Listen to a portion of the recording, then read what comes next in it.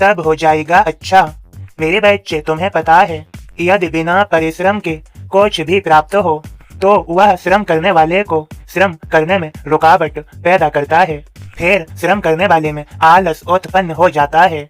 इसलिए याद रहे, जो परिश्रम करके प्राप्त करते हैं वे जीवन में आनंद से रहते हैं, और जिन्हें बिना श्रम किए मिल जाता है वह उनका खर्च हो जाता है, और फिर वे यही चाहते हैं कि बिना श्रम किए मिल जाए।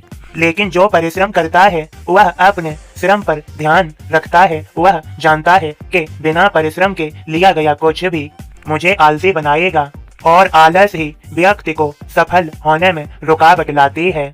आलस के कारण कई बच्चे असफल हो गए हैं। मेरे बच्चों, श्रम करके प्राप्त करो, खूब परिश्रम करो, और मैं तुम्हारा ध्यान रख ही रहा हूँ।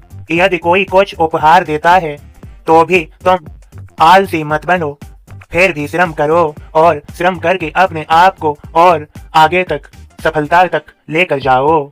यही सफलता का राज है। श्रद्धा सबूरी रखते हुए परिश्रम करो और आलस को त्याग दो। समय के रहते जो जो कार्य जरूरी हैं उन्हें कर डालो।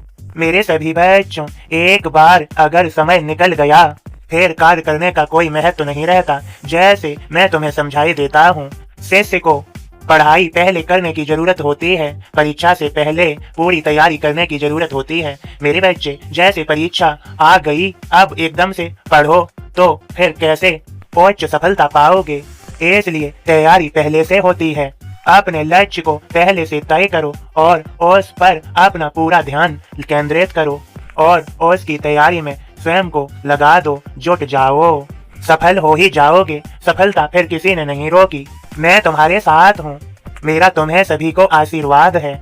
खुश रहो, ज्यादा से ज्यादा ऐसे माहौल में रहो जहाँ तुम खुश रह सको, मन से प्रसन्न रह सको। और याद रहे, कोई किसी ने कुछ कह दिया या ऐसा कुछ कह दिया जो तुम्हें ठेस पहुंचाने वाला है तो चुप रहो। बाद में उसके पीछे जाकर खूब हंसो। ऐसा अंदर से महसूस करो कि तुम पर कोई फर्क नहीं पड़ा।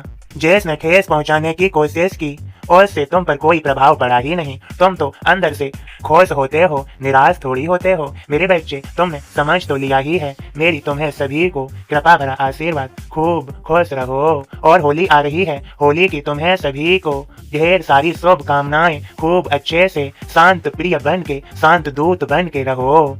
सुनो ज्यादा, बोलो कम, और वही बोलो जो अच्छा हो, किसी को ठेस पहुंचाने वाला न हो। खुश रहो, मुस्कुराते रहो, प्रसन्न रहो। श्रद्धा सबूरी कभी न छोड़ो। जब श्रद्धा सबूरी छूटती है तभी मन प्रसन्न से अप्रसन्न होता है, बेचैन होता है। इसलिए श्रद्धा सबूरी कभी न छोड़ो। समझ गए? अब इसे शेयर अवश्य करो। यह मेरा संदेश है। सबका मालिक एक।